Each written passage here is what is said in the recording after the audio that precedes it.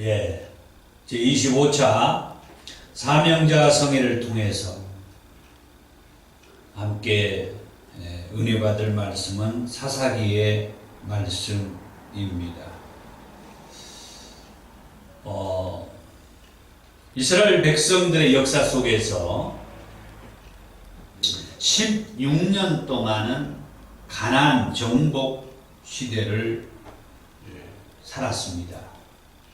그리고 340년이라는 기나긴 시간 동안 하나님께서는 사사들을 세워서 이스라엘 백성들과 함께 하셨고, 그게 사사기서인데, 이 사사기서를 통해서 하나님께서는 이스라엘 백성들에게 뭔가 말씀하고 싶은 것이 있었을 것이다 하는 것입니다. 그리고 그 후대를 살아가는 오늘 저와 여러분들에게도 이 사사기서의 말씀은 뭔가 하나님께서 하고 싶은 말씀이 있었다라고 생각할 때에 오늘 이 사사기서는 우리에게 무엇을 말해주고 있는가? 사사기서는 사사들의 이야기를 기록한 책이라고 그렇게 말을 합니다. 이스라엘 백성들이 하나님께서 여호수아를 통해서 요단강을 건너고 가나안 땅을 정복하게 해서 가나안을 정복한 16년의 세월이 있은 이후에, 물론 그 16년 동안에 하나님은 이스라엘 백성들에게 그 가나안 땅에서 땅을 분배하고, 그리고 이제 아브라함에게 약속한 말씀대로 가나안 땅에 들어가게 되었고, 또 모세와 여호수아를 통해서 말씀해 주신 대로 이스라엘 백성들은 이제 가나안 땅에서 하나님 말씀을 청종하고 또는 하나님과 늘 함께 하면서 이제 살아갈 수 있었습니다. 그런데 이스라엘 백성들이 이 가나안 땅에 들어가서 사는 그 동안에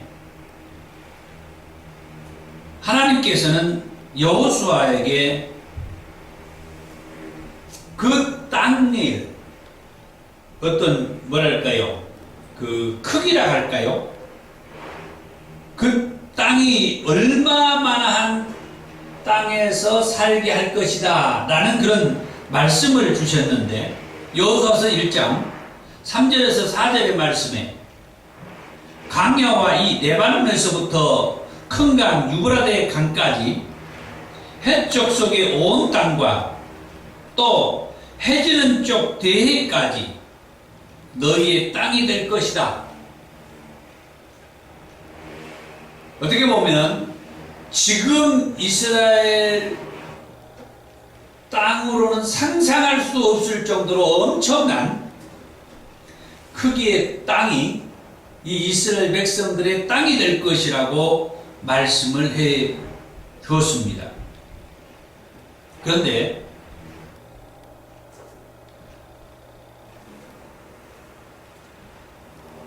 이 사사기서 21장에 기록된 이 말씀을 보면 이스라엘 백성들이 여호수아를 통하여서 그 백성들이 들어가서 살게 될 그 땅, 차지해서 살게 될 그 땅이 아직까지도 여호수아에게 말씀해 준 그 땅을 차지하거나 확보한 적이 없다라고 그렇게 말을 하고 있어요. 사사기서는 21장으로 기록이 되었고, 저자는 분명하게 누구라고 기록되어 있지 않지만 사무엘이 아닌가, 그렇게 많은 학자들은 생각을 하고 있어요. 사사들의 이야기, 그래서 사사기라고 제목을 붙였는데, 우리는 이 사사기를, 이때를 가리켜서 사사시대라고 그렇게 말을 해요. 이 사사시대는 410년이라고 사사기서에 나와 있는 이 사사들의 연대를 계산해 보면 410년이 나오는데, 여기에는 서로 중복된 그런 사사들이 활동한 내용들이 있어서 중복된 시기를 빼고 계산을 하면 340년이 이 사사시대라고 그렇게 말을 합니다. 그리고 사사기 등장하는 사사는 12명이 등장하고, 그 사사는 언니엘, 에웃, 삼갈, 드보라, 기드온, 돌라, 야일, 입다, 입산, 엘론, 압돈, 삼손까지 해서 12명입니다. 그렇다면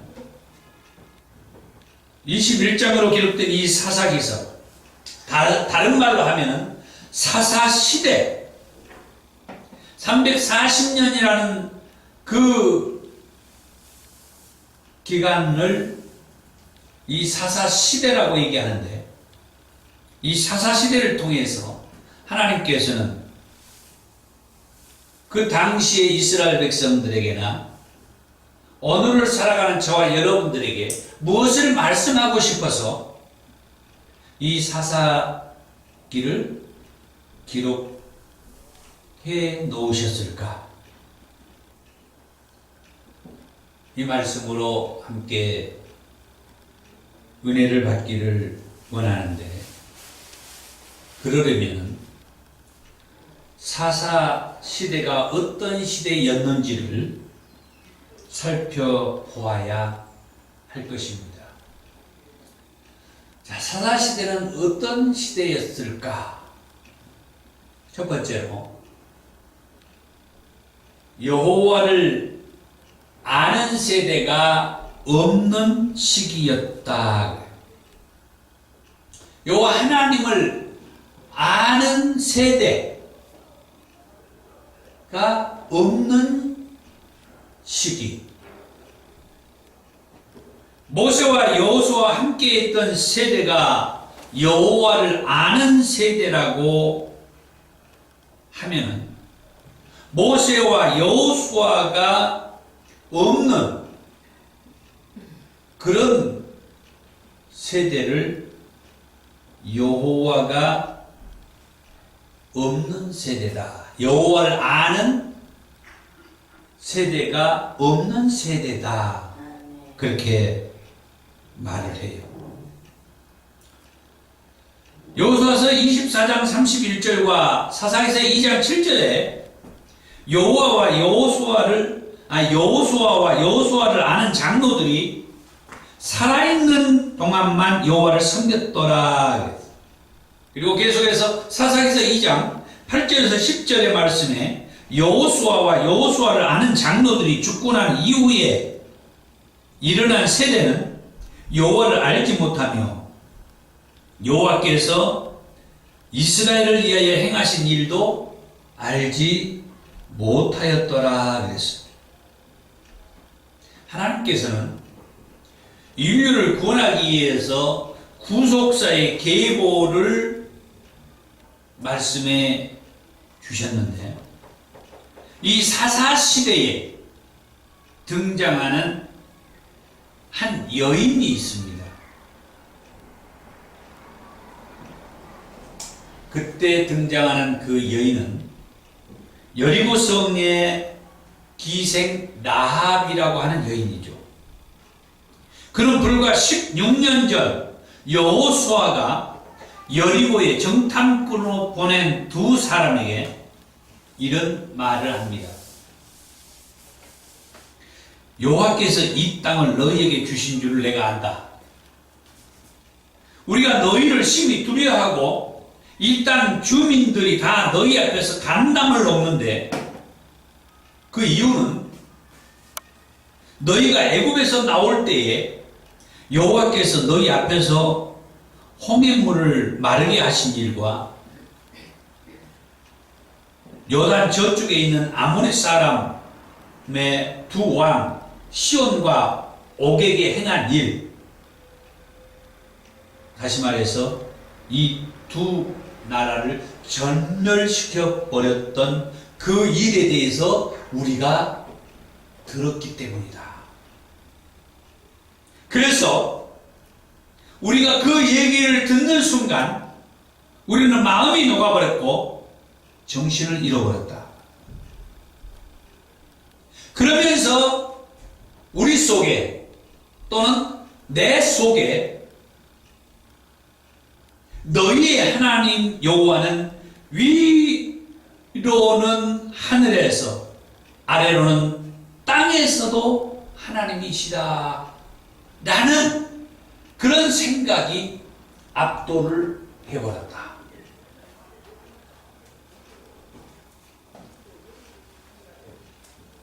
이런 말을 합니다. 이 하나님께서는 요단강을 건널 때에도 이 기생 라합이 얘기한 것처럼 홍해를 건널 때처럼 이 요단강을 건널 때에도 마른 땅을 건너듯이 하나님께서 인도해 주셨다고 말씀을 하죠. 그런데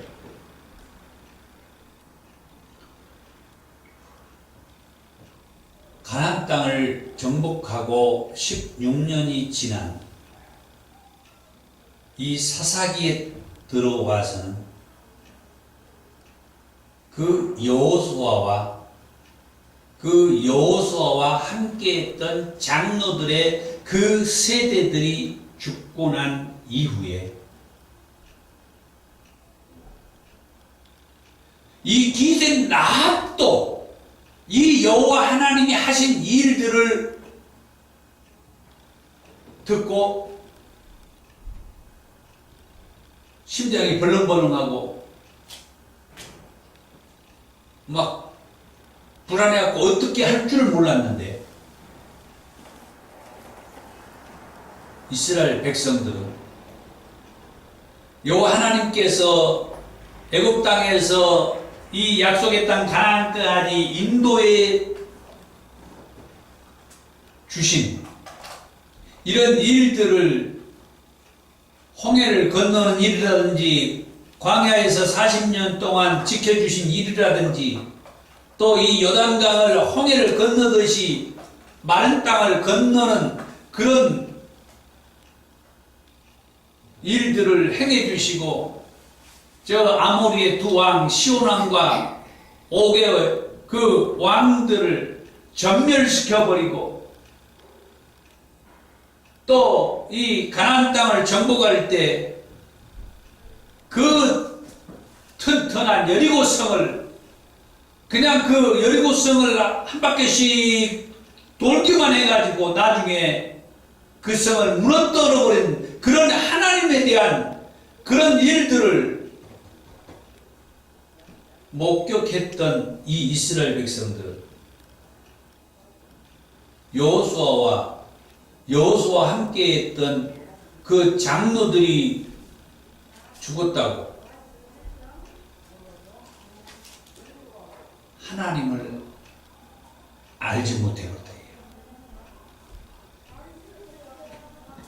이런 일들이 이 사사기서에서 말씀을 해주고 있어요. 우리가 이 사사기서를 이해하려면 모세와 여호수아에 대해서도 조금 언급을 할 필요가 있습니다. 신명기서 30장 16절에서 18절의 말씀에 보면은 모세가 이스라엘 백성들에게 마지막으로 그런 얘기를 합니다. 내가 오늘 네게 명령하여 내 하나님 여호와를 사랑하고 그 모든 길로 행하며 그의 명령과 규례와 법도를 지키라. 그리하면 네가 생존하며 번성할 것이요 또 내 하나님 여호와께서 네가 가서 차지할 땅에서 네게 복을 주실 것입니다. 그러나 네가 만일 마음을 돌이켜 듣지 아니하고 내 말을 듣지 아니하고 이 말이에요. 유혹을 받아 다른 신들에게 절하고 그를 숨기면 내가 오늘 너에게 선언하노니 너희가 반드시 망할 것이라. 너희가 요단을 건너가서 차지할 땅에서 너희의 날이 길지 못할 것이다. 하나님께서 모세에게 마지막으로 주신 약속의 말씀.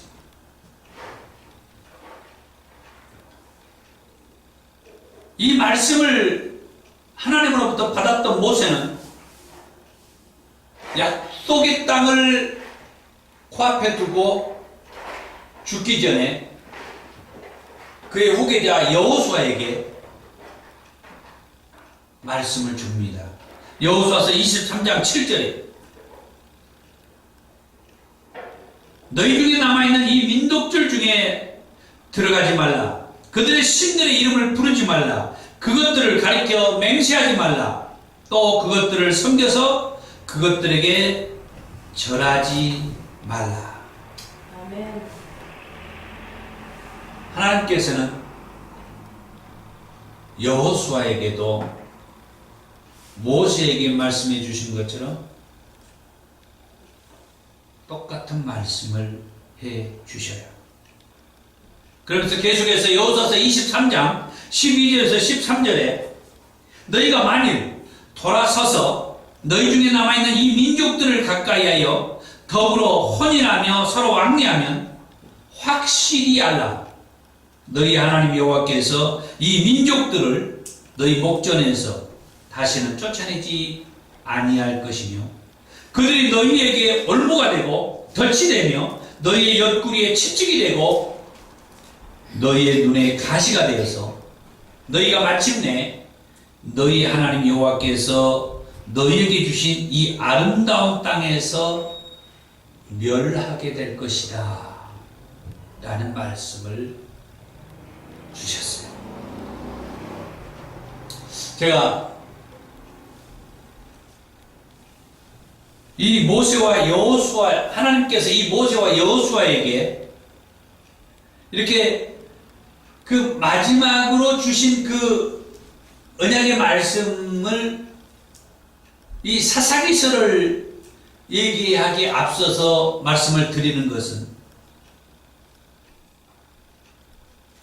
이 사사기서가 들어가는 그 마당이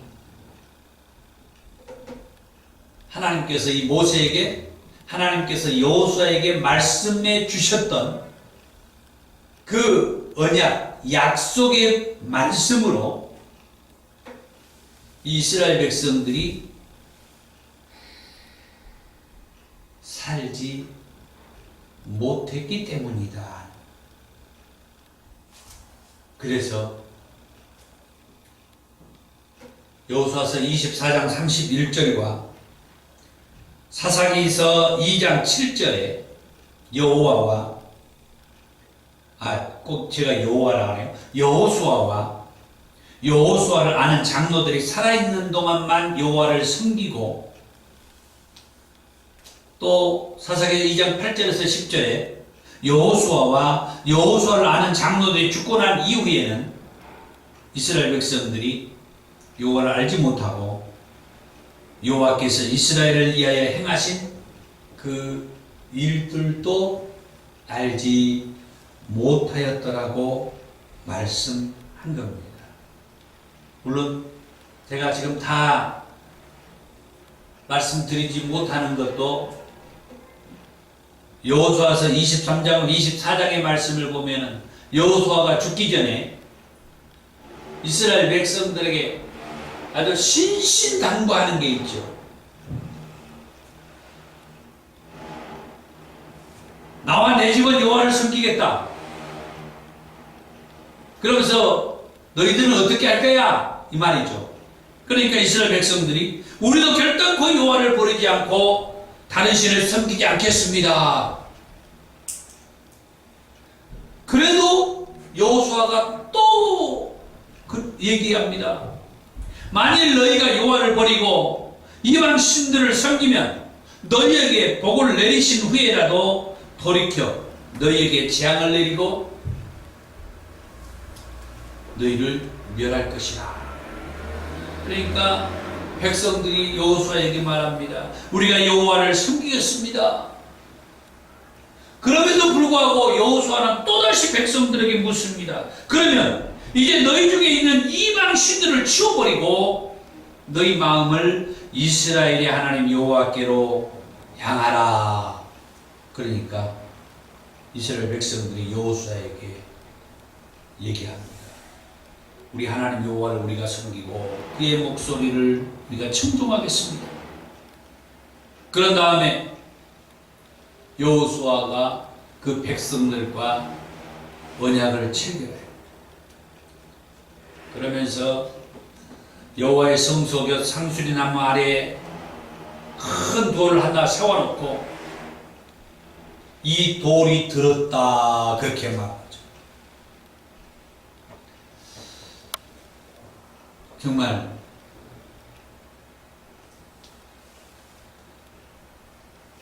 성경의 그 말씀들을 보면 지금 금방 얘기했던 그 여호와의 성소 곁 상수리 나무 아래에다가 큰 돌을 하나 세워놓고 이 돌이 나와 너희들이 언약한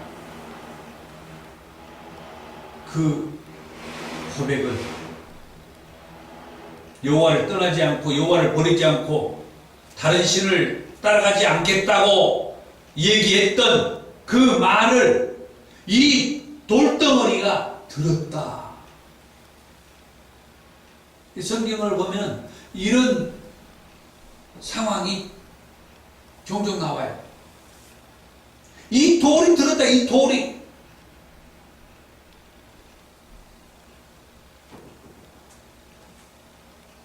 그랬음에도 불과 16년 전 일인데 가나안 땅을 정복한 이후에 여호수아와 여호수아를 아는 그 장로들이 죽고 난 이후부터 언제 그랬냐는 식으로 여호와를 아는 세대가 없었다 이 말이에요. 사다시대는 어떤 시대냐? 바로 이런 시대. 여호와를 아는 세대가 없는 그 시기. 두 번째로 사다 시기는 어떤 시기냐? 이스라엘에 왕이 없다고 그렇게 생각하는 시기다. 이스라엘에 왕이 없다고 생각하는 시기. 사사기서 17장 6절에 그때에 이스라엘에 왕이 없으므로 사람마다 자기 소견에 오른 대로 행하였더라. 그리고 사사기서 맨 끝에 21장 25절에 그때에 이스라엘에 왕이 없으므로 사람이 각기 자기의 소견에 오른 대로 행하였더라. 이스라엘에 왕이 없으므로 사람들마다 자기들이 생각한 자기들이 옳다라고 생각하는 대로 살았다. 사사에서 18장 1절과 사사에서 19장 1절에도 이스라엘이 왕이 없었고 이스라엘에 왕이 없을 그때에 그렇게 말합니다. 이 사사시대는 어떤 시대냐? 이스라엘에 왕이 없었다라고 생각하는 시대다.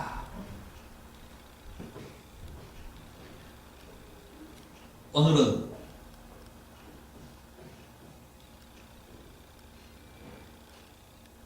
우리 믿는 자들에게 왕이 있다라고 생각을 합니까? 왕이 없다라고 생각할까요? 여기에서 이스라엘은 우리 믿는 자들을 얘기한다라고 할 때 우리 믿는 자들이 오늘날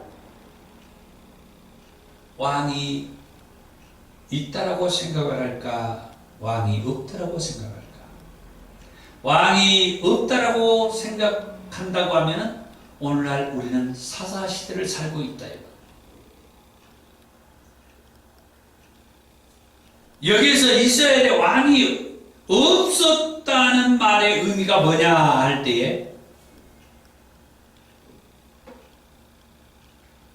성경을 보면 여호와 하나님께서 이스라엘의 왕이었는데 이 사사시대에는 그 시대를 사는 이스라엘 백성들은 자기들에게 왕이 없었다라고 그렇게 생각하면서 살았다는 것입니다. 하나님께서 이스라엘 백성들에게 왕이었다. 그걸 어떻게 말하고 있는가? 하나님께서 이스라엘 백성들을 애굽에서 나오게 하기 위해서 모세와 아론을 애굽의 바로에게 보낼 때가 있었습니다. 그러면서 바로에게 이렇게 말하라고 그럽니다. 내 백성을 보내라.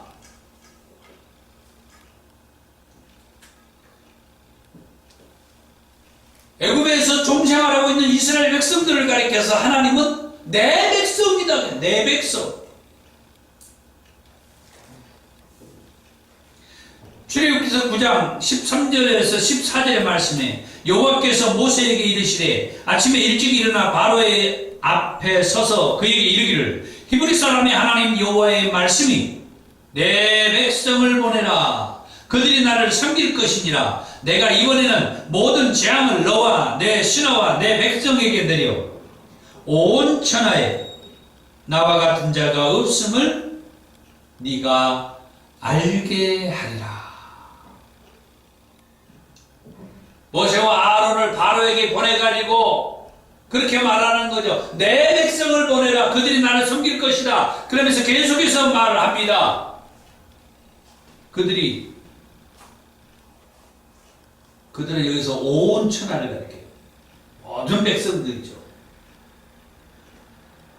온 천하에 나와 같은 자가 없다라고 하는 것을 이스라엘 백성들이 알게 될 것이다. 여기에서 나와 같은 자가 그거예요. 이스라엘 백성들을 내 백성이라고 부르는 그 하나님. 그 하나님이 이스라엘 백성들의 통치자, 왕이라고 하는 말이죠. 여호와 하나님은 이스라엘 백성들을 애굽에서 불러내기 전부터 이스라엘 백성들의 통치자, 곧 왕이었다는 말씀입니다. 나중에 사무엘상 12장 12절에 그리고 이사야서 43장 15절에 사무엘과 이사야 선지자를 통하여서도 같은 말씀을 해줘요. 너희가 한문 자손의 왕 나하스가 너희를 치러 옴을 보고 너희 하나님 여호와께서는 너희 왕이 되심에도 불구하고 너희가 내게 이르기를 아니라 우리를 다스릴 왕이 있어야겠다. 너희 하나님 여호와께서 너희의 왕이 되심에도 불구하고 여호와 하나님께서 이스라엘 백성들의 왕이셨다라고 사무엘이 말한 거죠. 이사야 선지자를 통하여서도 나는 여호와 너희의 거룩한 이요 이스라엘의 창조자요 너희의 왕이니라.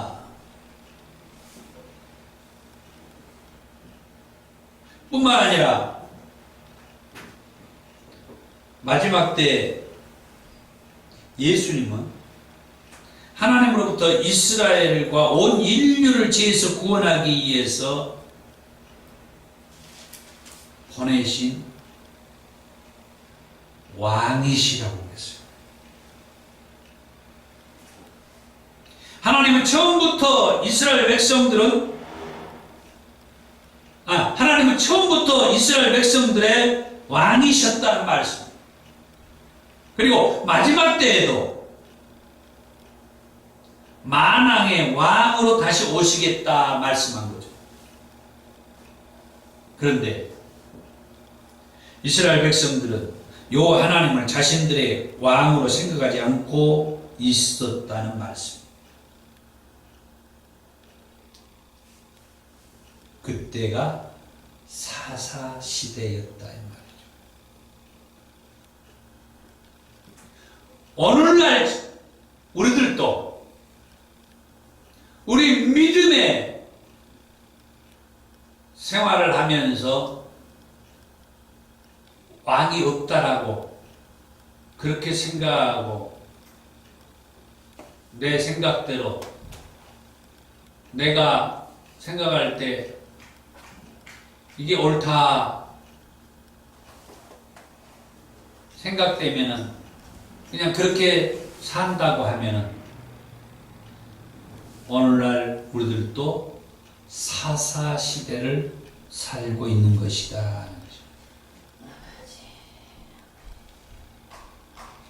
그게 하나님께서 이 사사기서를 통해서 사사시대를 우리에게 돌아보게 하고 오늘을 살아가면서 우리는 사사시대를 살아가는 그 백성들처럼 살고 있지 않나 돌아보게 하는 것이 사사기서의 말씀입니다. 아멘.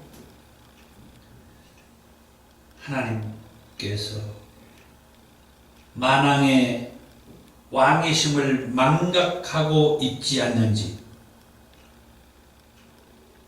이 사사기서의 말씀을 통해서 우리 자신들을 돌아보기를 원합니다.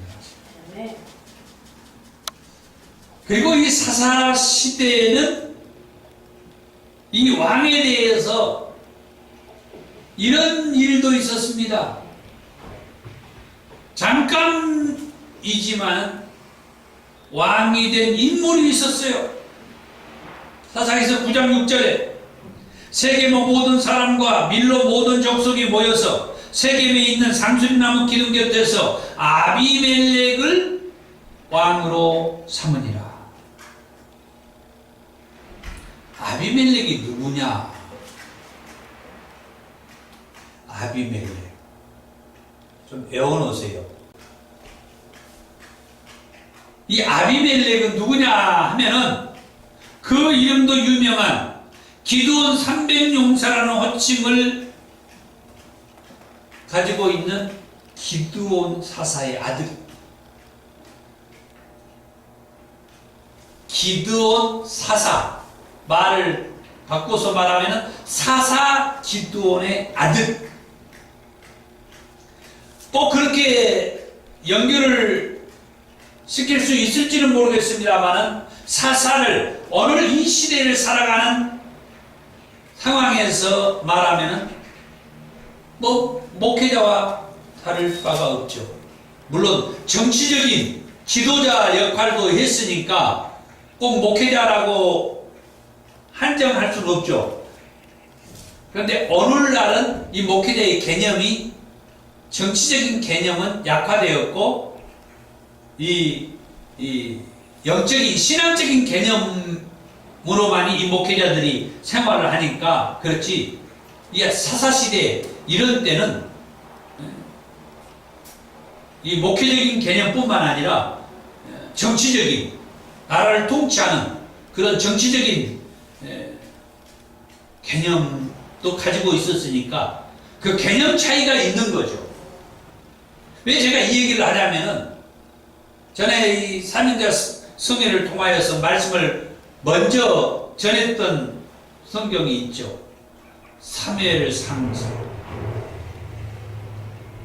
그 말씀을 보면서 사사를 떠올릴 수 있는 것이 엘리 제사장도 사사였다라고 그러고 사무엘도 그의 두 아들이 사사였다라고 얘기해요. 그런데 이 엘리 제사장의 두 아들과 사무엘의 두 아들 이 사사들이 개판 문제, 엉망이었습니다. 그래서 지금 이 사사기에 나와 있는 이 사사 기드온, 그 당시에 참 대단한 사사였어요. 기드온 300용사 하면은 뭐 얼마나 유명하면은 웬만한 단체에서는 기드온 300용사, 이 기드온 300, 이 별칭을 가지고 다녀. 그런 단체들이 참 많아. 그 정도로 이 기드온은 아주 대단한 사사였어요. 그런데 그 대단한 사사의 아들이 아비멜렉이라고 있는데 이 아비멜렉이 세겜과 밀로의 모든 족속들을 찾아가가지고 우리 아버지에게 70명의 자녀들이 있는데 그러니까 내 형제들이 70명이나 되는데 이 70명이 너희를 통치하고 다스리면 좋겠냐? 그 중에 한 사람이 통치하고 다스리면 좋겠냐? 말이 한 명이 통치하고 다스리는 것이 좋지 70명이 통치하고 다스리면 그게 되겠어요? 그래? 그러면 나를 따라와. 그래가지고 이 세겜과 밀로의 그 모든 족속이 이 아비멜렉을 왕으로 삼은 거예요.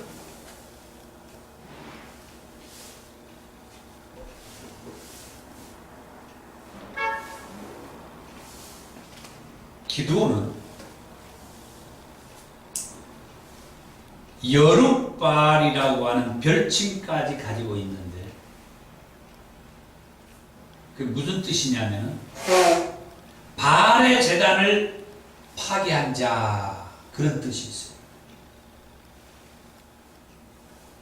하나님 편에서 보면 이 기드온이 대단한 사사로서 그 역할을 하고 있었잖아요. 저 원수 마귀 사탄이 우상을 갖다가 멸하고 파하고 쳐부수고 그걸 모세와 여호수아를 통하여서 얼마나 알아듣도록 얘기했잖아요.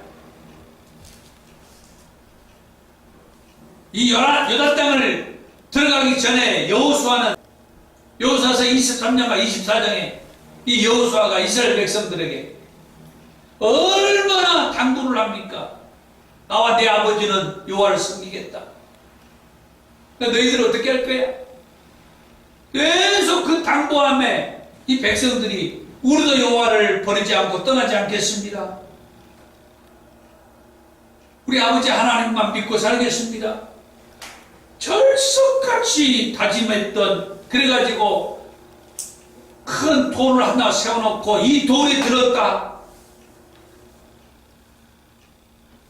그랬음에도 불구하고 오늘 이 사사시대가 온 거예요.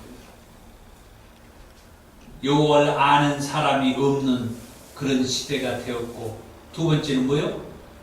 이스라엘의 하나님께서 이스라엘의 왕이셨지만 하나님이 이스라엘의 왕이라고 생각하지 않고 이스라엘의 왕이 없었다라고 생각하는 시대가 사사시대였다.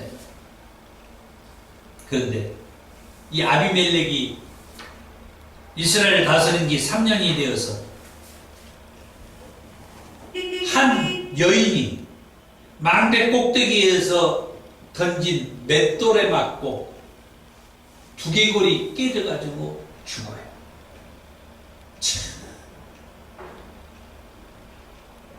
그래, 하나님을 대적하는 일을 하면은 안 된다 하는 그런 가르침이죠.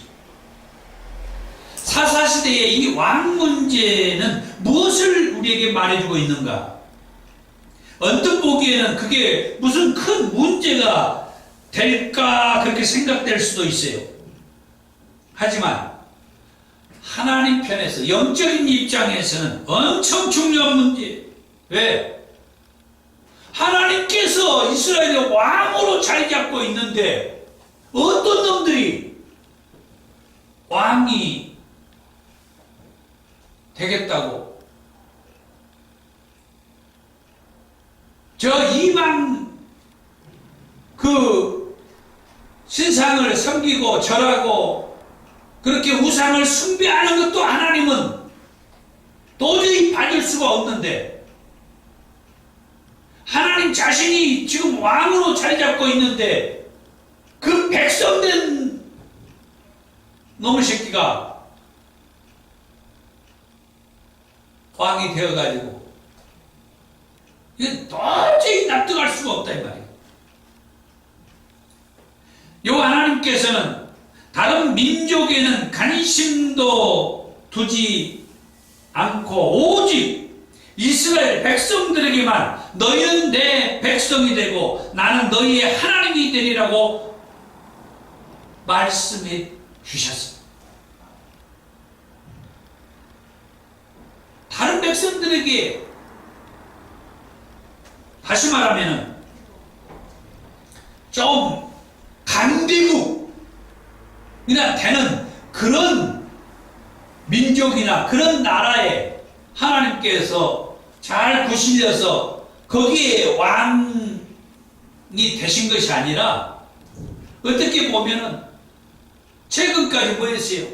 저 애굽에서 430년이나 종생활하는 나라도 없고 아주 힘이 없는 그 민족, 그 백성, 그 민족, 그 백성을 하나님께서 불러가지고 선택해가지고 하나님이 뭐라고 그래요? 너희는 내 백성이다. 그럼 하나님이 어떤 욕심을 가지고 있었습니까? 큰 나라에 대한 어떤 그런 꿈과 비전을 가지고 있었습니까? 아니었잖아요. 아주 힘이 없고 보잘것없고 미력한 그 연약한 그 민족, 이스라엘 그 민족, 그 백성들을 하나님이 불러가지고 너희는 내 백성이다.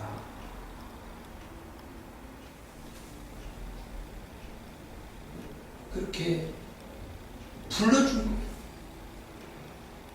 거예요. 우리가 예수를 믿으면은 죄에서 사함받고 구원받는다라고 그렇게 말을 하고 그렇게 믿고 있어요. 아니 예수를 믿는다고 내가 예수 믿는다고 말하면은 지난날에 나의 모든 죄가 다 용서받는다. 그거에 어떻게 이론적으로 어떻게 그게 이해가 되고 그게 성립이 됩니까? 엄밀하게 말하면 말도 안 되죠. 그런데 하나님께서 그렇게 말하는 거예요. 내 죄의 문제를 대신하여 다 십자가에 짊어지고 피 흘려 죽어주신 예수,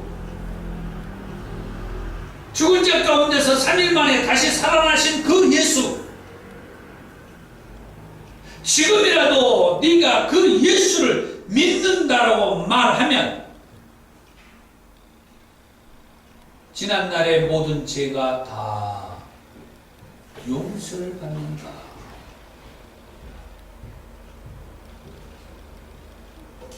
그런 은혜예요. 이스라엘 백성들이 정말 보잘것없는 민족이었지만, 그렇지만 하나님께서 내 백성이다. 내 백성. 그 주변에 그 강대국인 애굽에 430년이나 그곳에서 이렇게 종생활을 했던 그 연약한 자들이지만, 그래도 하나님은 그들을 일찍이 아브람 때부터 선택해가지고 내 백성, 내 백성.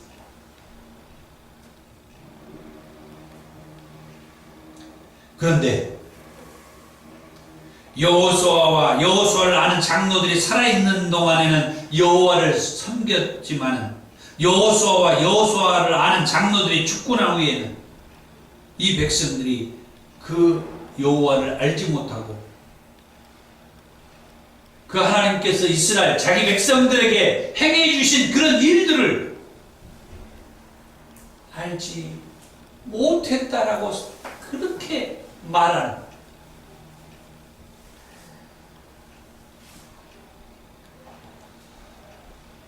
이때가 사사 시대였다 하는 것입니다. 아멘.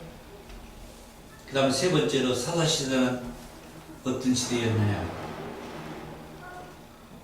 사사가 등장한 시대였어. 하나님께서는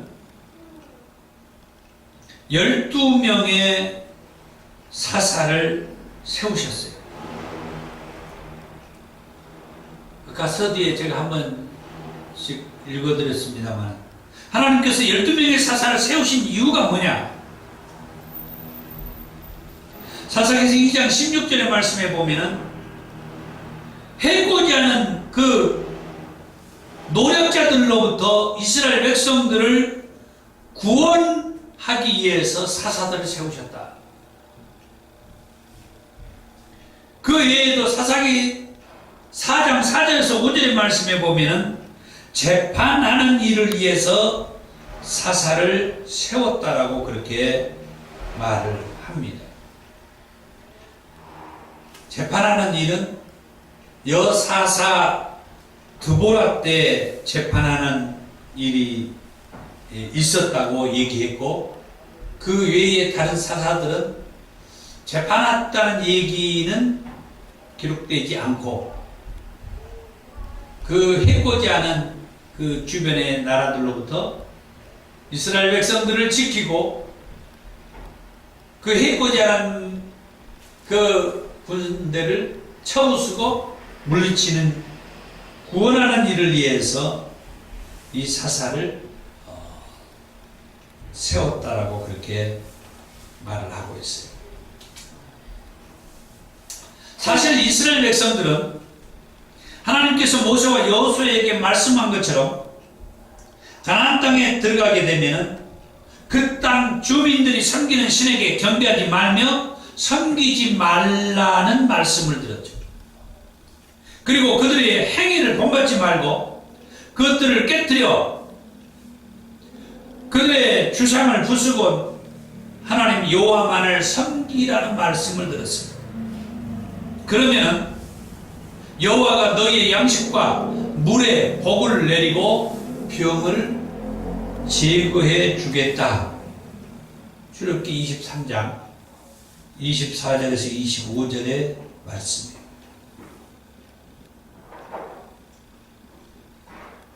그런데 사사기서의 저자는 사사기 2장 2절에서 이 땅 주민과 언약을 맺지 말며 그들의 제단을 헐라 그렇게 말씀해 줬음에도, 모세와 여호수아를 통하여서 지금 이런 말씀을 줬잖아요. 그랬음에도 무엇 때문에 너희들이 하나님의 말씀을 듣지 않느냐? 하는 얘기를 합니다. 사사기도 2장 11절에서 13절에 이스라엘 백성들이 가나안 땅에 들어가서 이스라엘 자손이 여호와의 목전에서 바알을 섬기며 애굽 땅에서 그들을 인도하여 내신 그들의 조상들의 여호와 하나님을 버리고 다른 신들 곧 그들의 주위에 있는 백성의 신들을 따라 그들에게 절하여 여호와를 진노하게 하였다라고 말하고, 그들이 여호와를 버리고 바알과 아스다롯을 섬겼다라는 말씀을 하고 있습니다. 모세와 여호수아를 통하여서 하나님은 정말 너희들이, 이 백성들이, 내 백성들이 아브라함에게 약속했던 그 약속의 땅 가나안 땅에 들어가게 되면 거기에서 이렇게 살아라라고 말씀해 줬던 그 말씀을 누누이 했지만 가나안을 정복하고 이제 사사시대가 오면서 이 백성들이 여호와를 아는 세대가 없어져 버리고 이스라엘에 하나님이 왕이었지만 이스라엘에 왕이 없다는 생각을 가지면서 모세와 여호수아가 그렇게 강력하게 얘기했던 하나님을 떠나지 말고 우상을 숭배하지 말아라. 그런데 하나님을 떠나버리고 우상을 숭배해야 한다. 참, 이 말씀을 하면서도 저 자신도 그래요. 늘 이런 시대가 사사시대였구나. 지금도 우리 주변에 하나님을 믿고 있으면서도 사사시대에 그 이스라엘 백성처럼 사는 사람들이 없지 않아. 그래서 제 마음이 그러는 거예요. 지금도 여호와를 아는 세대가 없어버리고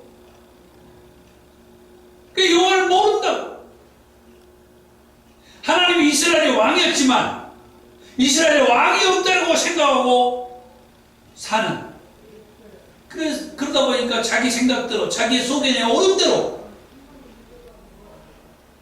또 신앙을 하고 좀 믿음이 있다는 사람은 자기 생각대로 일을 하면서 이게 하나님의 음성이라고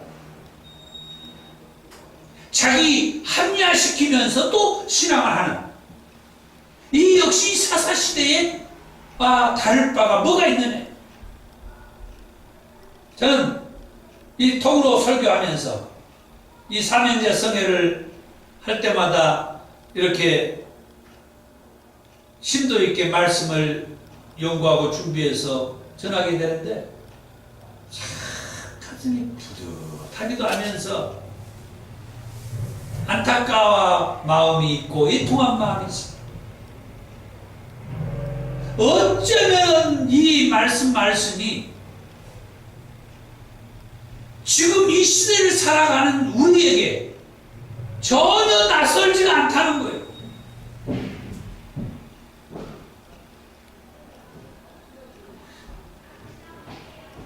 그런데 문제는 하나님께서 이스라엘 백성들이 어려움을 겪을 때 그들에게 하나님이 사사를 보내가지고 그들이 이제 뭐라 합니까? 하나님의 구원, 이따가 이제 얘기하겠습니다만 4단계로 반복되는 하나님의 이 구원 방식이 이 사사기서에 나오는데, 이 사사가 있을 때도 그렇지만 사사가 죽고 없을 때도 이 백성들이 타락했다. 하나님이 사사를 통하여서 이 백성들을 살려줬어요. 구원해줬어요. 그럼에도 불구하고 타락하고 사사가 죽고 난 이후에도 이 백성들이 타락했다. 여기에서 궁금한 것이 있습니다. 왜 이스라엘 백성들은 사사가 살아있을 때나 사사가 죽었을 때에 그 전에 살았던 조상들보다 더 타락했을까 하는 거예요. 왜 그랬을까? 그 이유는 사사기서 2장 22절과 3장 4절에서 말씀을 해주는데, 이는 이스라엘이 그들의 조상들이 지킨 것 같이 나 여호와의 도를 지켜 행하나 아니하나 그들을 시험하려 함이라. 3장 4절에서도 남겨두신 이 이방 민족들로 이스라엘을 시험하사 여호와께서 모세를 통하여 그들의 조상들에게 말하신 명령들을 순종하는지 알고자 하셨더라.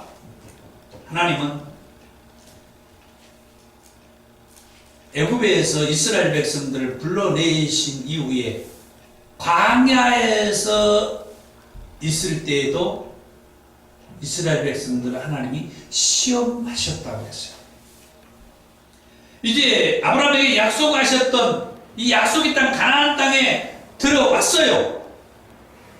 그 다음에 모세와 여호수아를 통하여서 신신당부했던 말씀도 있지만 사사기서 1장 그리고 2장의 이 말씀을, 그러니까 1장이죠. 1장 사사기 1장의 말씀을 보면은 이스라엘 백성들이 완전히 타락하지 않았어요. 하나님 앞에 묻습니다. 우리가 여기를 이렇게 치러 갈까요? 어떻게 할까요? 누가 치러 갈까요? 이런 식으로 하나님 앞에 물어요. 그때까지만 해도 이 백성들이 하나님을 모르지 않았어요. 그리고 하나님이 이스라엘의 왕이라는 그런 생각도 가졌다는 거죠. 하나님 앞에 묻는다는 것은. 그런데 사사기서 2장에 들어와서 그들이 완전히 달라져요. 왜? 여호수아와 여호수아를 아는 장로들이 죽고 난 이후부터 그들이 여호와가 하는 일들을 알지도 못할 뿐만 아니라 여호와 하나님이 이스라엘의 왕이시지만 이스라엘의 왕이 없다라고 그렇게 살게 되었다라고 하는 거죠. 그런 생활이 장장 340년이나 걸렸다 하는 것입니다. 그 340년의 역사 속에서 이제 4단계로 반복되는 하나님의 구원 방식을 말씀하려고 하는데 짧게 한번 말씀을 드릴게요.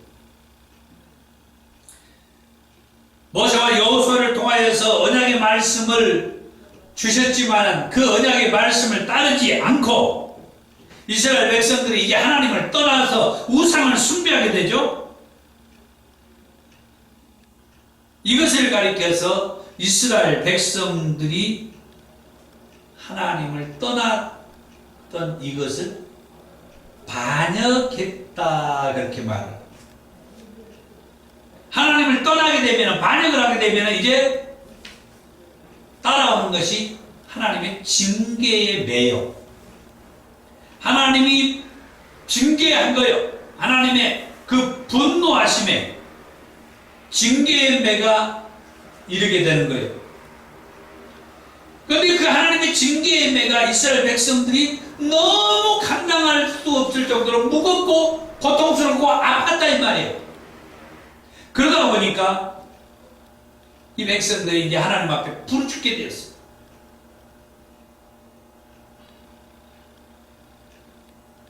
하나님 앞에 부르짖으면 하나님은 뭐 하겠습니까?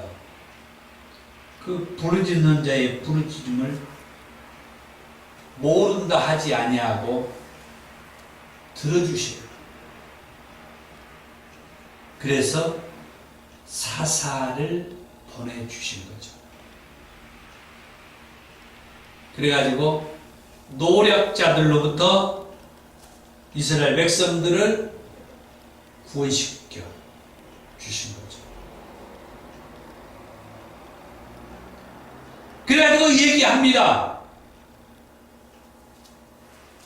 사사가 나타나가지고 노력자들을 쫓아내고 이제 뭐예요?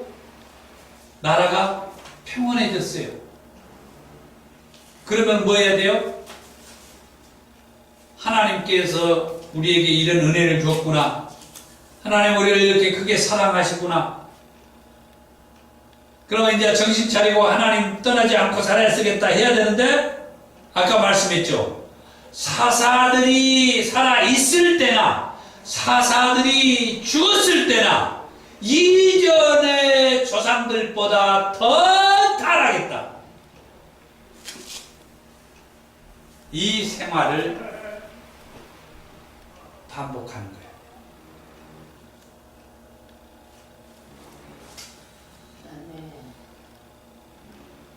맨 처음에 메소포타미아의 왕 구산 리사다임의 그 침략이 있었는데, 그때 이스라엘 백성들이 너무 고통스러워서 부르짖으니까 하나님이 사사 온니엘을 세워서 40년 동안 평안하게 통치하게 했어요. 사사 온니엘이 죽고 이번에는 모압 에굴론 왕이 쳐들어와 가지고 이 모압 에굴론 왕 때문에 압제를 받으니까 너무 힘들어. 하나님 앞에 부르짖었더니 하나님께서 사사 에웃을 세우셨어요. 그러니까 날 80년 동안 나라가 평안해졌어요. 그리고 사사 삼갈도 같이 세웠어요. 같이 세웠다고 하는 것은 그 사사들이 통치하는 지역이 달랐기 때문에 여기에서 사사 에웃을 세우고 저기에서 사사 삼갈을 세워서 그 사사가 중복되는 이런 경우입니다. 그 다음에 가나안 왕 야빈의 학대가 있었는데 그때 사사 드보라를 세웠어요. 여사사 드보라. 그래서 40년 동안 나라가 평안하게 됐고, 미디안의 그 압제로 인하여서 사사 기드온을 세워서 또 40년 동안 나라가 평안하게 되었어요. 그런데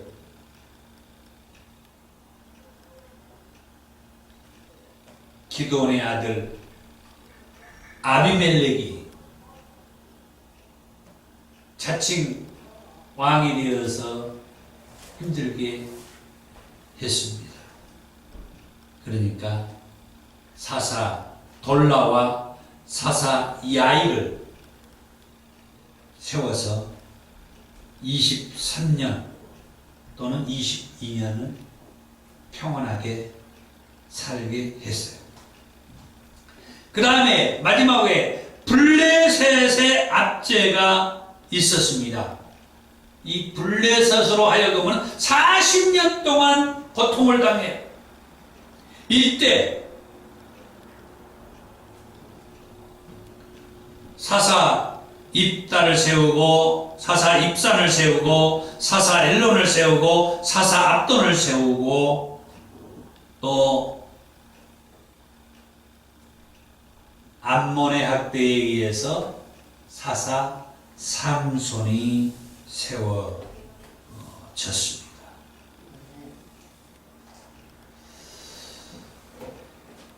아까 네 단계로 반복되는 하나님의 구원 방식이 이 압제가 있을 때마다 이스라엘 백성들은 하나님 앞에 부르짖게 되고, 하나님 앞에 부르짖게 되면 하나님께서는 사사를 세워서 그 나라를 평안하게 해주고, 사사가 있으면서 평온할지라도 아까 얘기한 대로 사사가 있을 때나 사사가 죽은 다음에나 그 조상들보다도 훨씬 더 타락했다라고 하는 것이 이스라엘 백성들이 이 사사 시대의 삶이었어요. 모습이었어요. 그런데 이 사사기서에 나오는 이 네 단계로 반복되는 하나님의 이 구원 방식을 보면서 하나님께서 이스라엘 백성들을 얼마나 사랑하고 계신지를 알 수가 있습니다. 그 사랑이 하나님이 저와 여러분들을 그 누구보다도 사랑해서 하나밖에 없는 독생자 예수님을 보내주셔가지고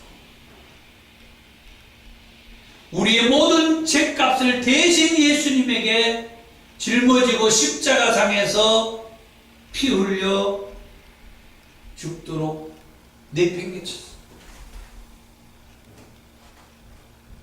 그런데 그걸로 끝나지 않고 3일 만에 다시 살아나셨습니다. 그리고 하나님 보좌 우편에 올라가서 반드시 다시 오시겠다고 말씀해 준 거예요. 왜? 그분은 만왕의 왕이시기 때문이다. 우리의 왕이시기 때문이다. 그래서 애굽에서 종생활하는 그 백성들에게 하나님께서는 내 백성들이라고 말씀합니다. 내 백성. 바로 이 내 백성이라고 하는 이 말이 요한계시록 저 끝에까지 마지막까지 만왕의 왕으로서 자기 백성된 저와 여러분들을 데리러 오시겠다 말씀해 주셨다. 그런데 이 사사기서를 보면서 이런 말씀들이 보이는 거예요. 저는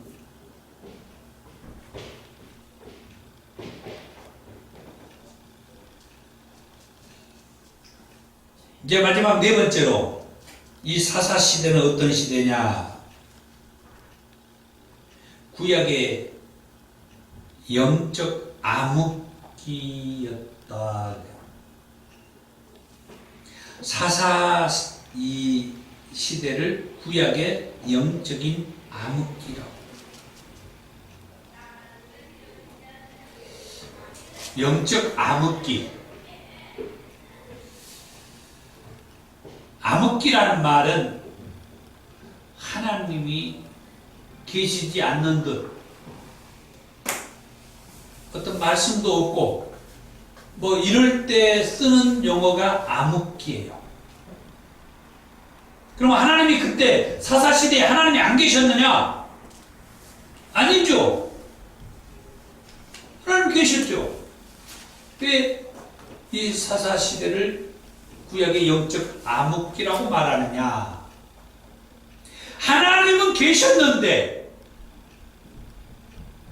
여호수아와 여호수아를 아는 장로들이 죽고 난 이후부터 그 백성들이 뭐 했어요? 하나님을 알지 못하고 하나님이 그동안 행하였던 일들을 알지 못했다라고 하고 있어요. 다시 말하면 그 다음에 사사기서 2장에서도 얘기했지만 여호와를 섬기고 여호와를 떠나지 말라, 우상을 숭배하지 말라, 이방인들과 결혼하지 말라, 그렇게 모세와 여호수아를 통하여서 말씀해 주었지만 이 백성들이 하나님을 떠나면서 모세와 여호수아를 통하여서 주신 말씀대로 살지 않고 우상을 숭배하고 이방 여인들과 결혼하고 이렇게 되니까 하나님이 안 계신 것처럼 된 시대다 이 말이에요. 그래서 오늘 이 시대를 우리가 살아가면서도 하나님이 안 계신 게 아니에요. 그런데 그 중에 누구는 하나님이 안 계시는 듯 하나님을 떠나서 우상을 숭배하고 죄를 짓고 못된 짓을 다 하면서 사는 그 영혼들, 그 사람들, 그들이 존재하는 한 지금 이 시기도 그 사람들에게는 영적 암흑기 시대라고 말을 하는 것이다.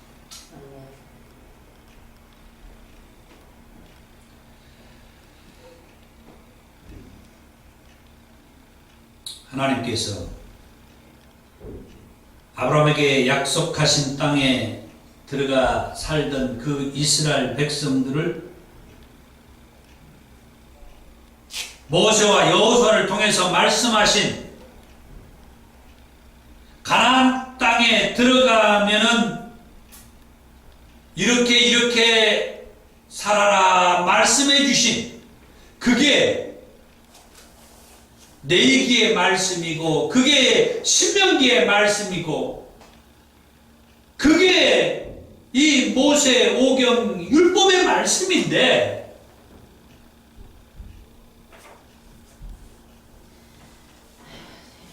이스라엘 백성들은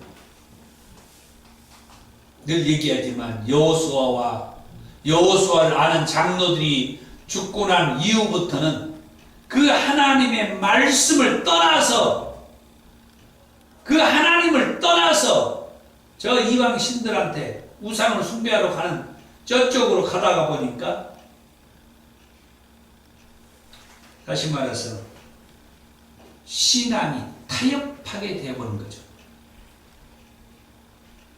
하나님의 말씀대로 살아가고 했던 이 여호수아와 모세와 이 여호수아의 그 말씀 붙잡고 신앙을 타협하지 않고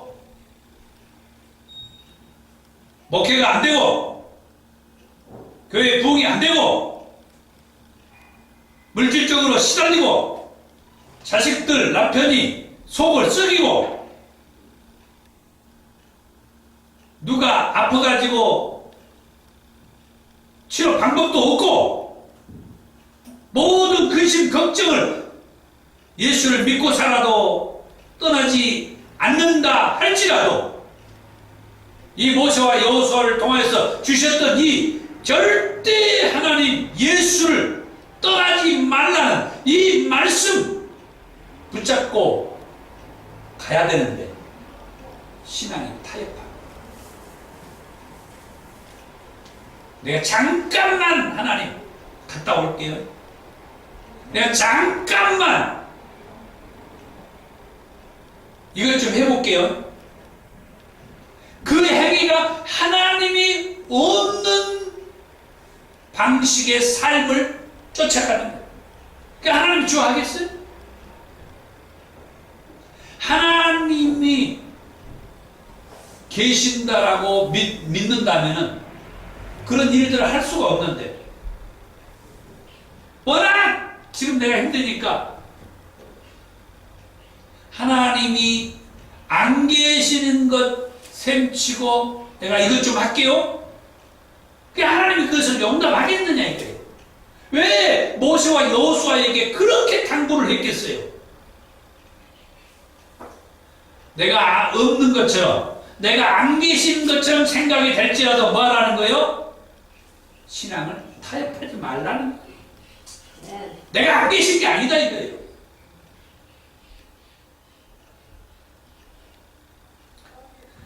하나님은 모세를 통하여 앞으로 하나님께서 약속한 땅에 들어가면 이렇게 살아라.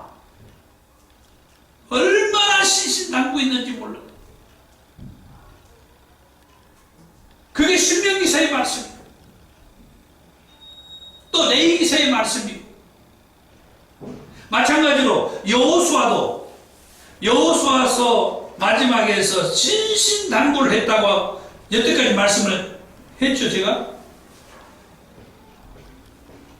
그렇지만 이스라엘 백성들은 가나안 땅을 점령하는 과정에서 하나님께서 이 모양 저 모양으로 가까이에 그 여리고성을 무너뜨리는 그런 일들을 요단강을 건널 때 홍해를 건너듯이 마른 땅을 쫙 건너게 해준 이런 모든 것들, 기생 라합이 말했던 것처럼 저 하나님께서 아모리의 두 왕, 시온 왕, 오게 왕 그들에게 행했다는 소식을 듣고 간담이 서늘해버렸다고 하잖아요.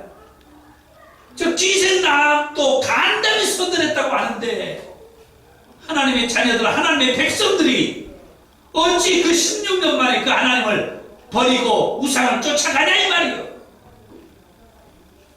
오히려 저 우상 지역에 살았던 이 기생 라합은 그 하나님을 제대로 알아가지고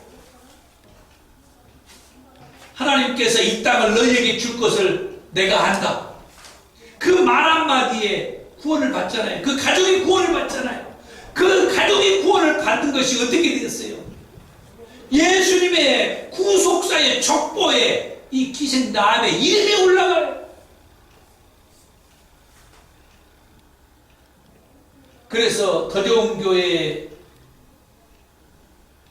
이름의 이 비전 선언문에서 제가 그랬잖아요. 지금까지 여러분이 어떻게 살았다 할지라도 지금부터라도 예수를 제대로 믿으면 지금까지보다 앞으로 더 좋아지게 해준다는 비전을 준다. 아멘. 기생 라합이 지금까지 무슨 짓을 하고 살았는지 그게 중요하지 않아. 지금이라도 하나님을 만나가지고 예수님을 만나가지고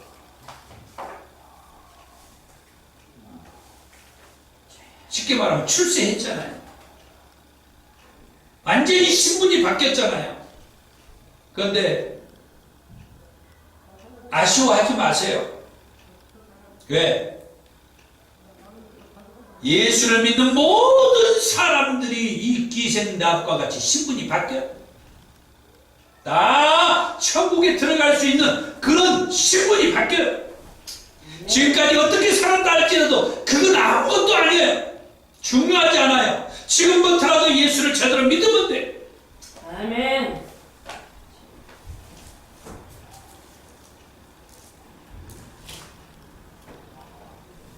세상과 타협하지 맙시다. 영적인 타협을 하지 맙시다. 여호수아를 아는 장로들이 죽고 난 뒤 이스라엘 백성들은 하나님을 알지 못했다고 했습니다.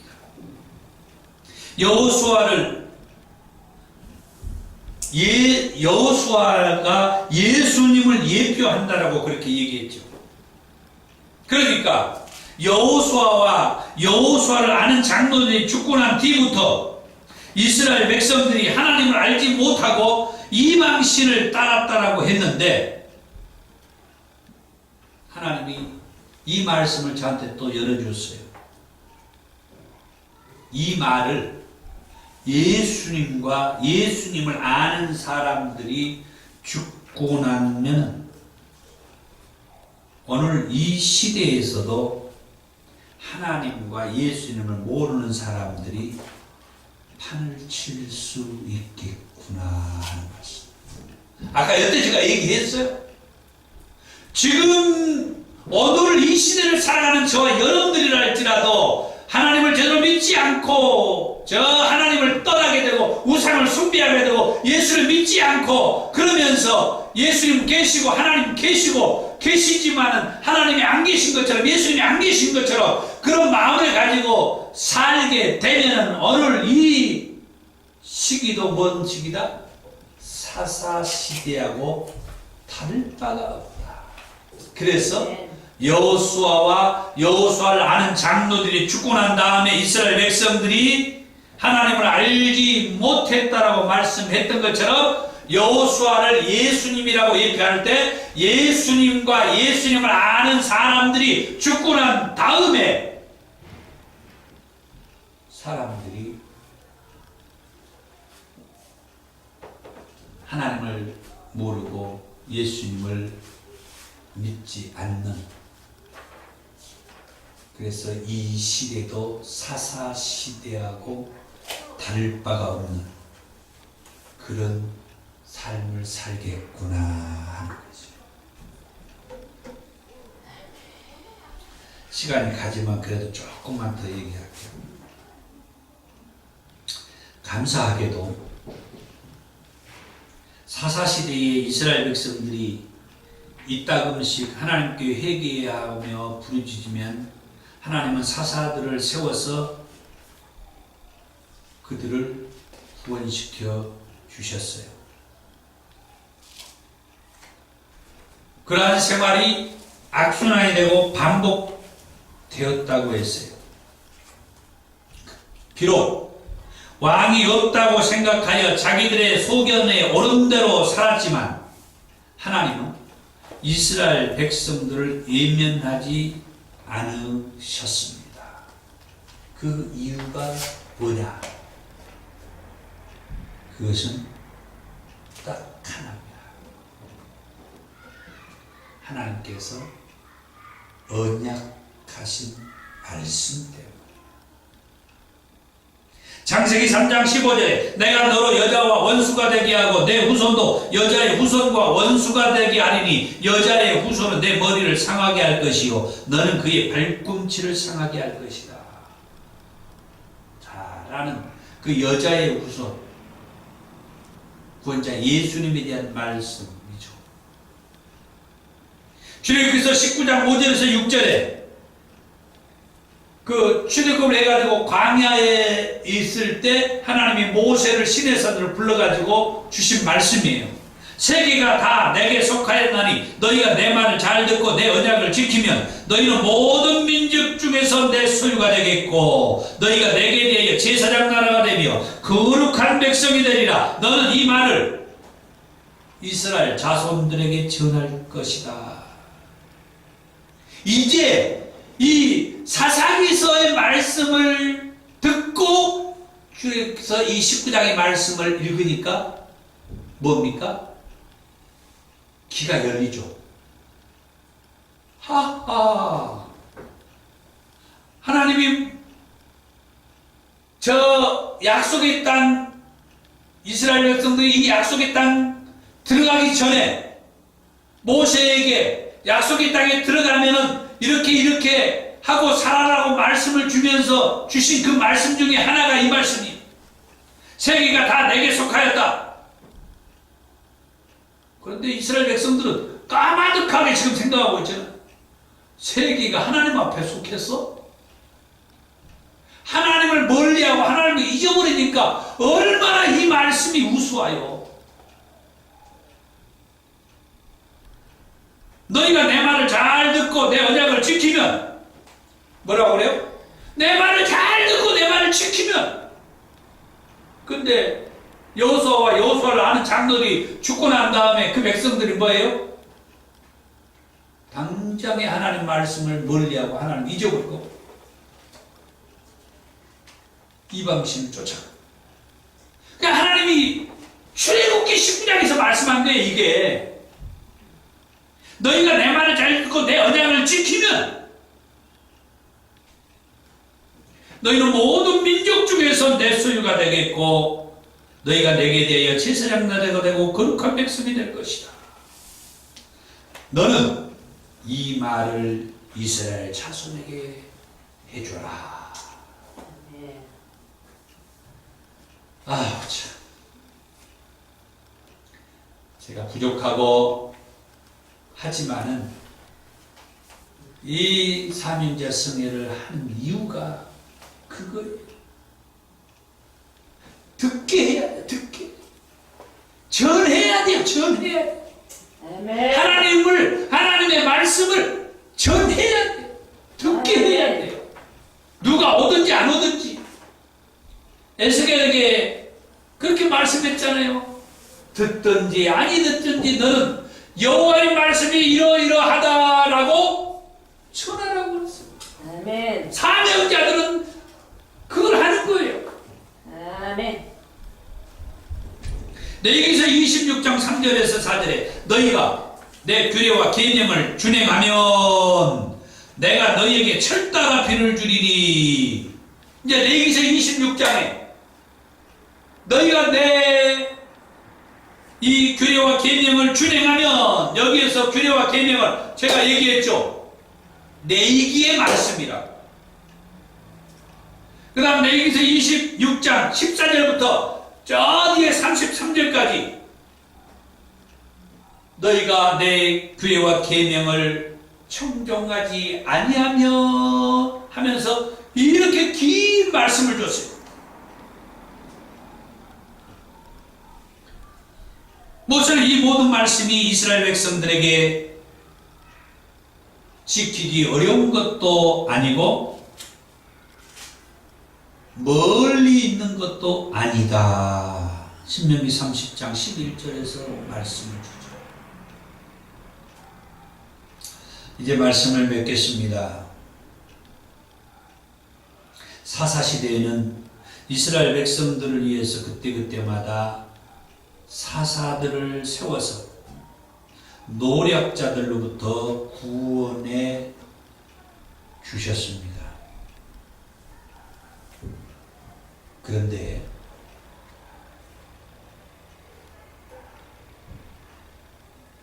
하나님께서는 온 인류를 지혜에서 구원하기 위해서 예수님을 보내주셔가지고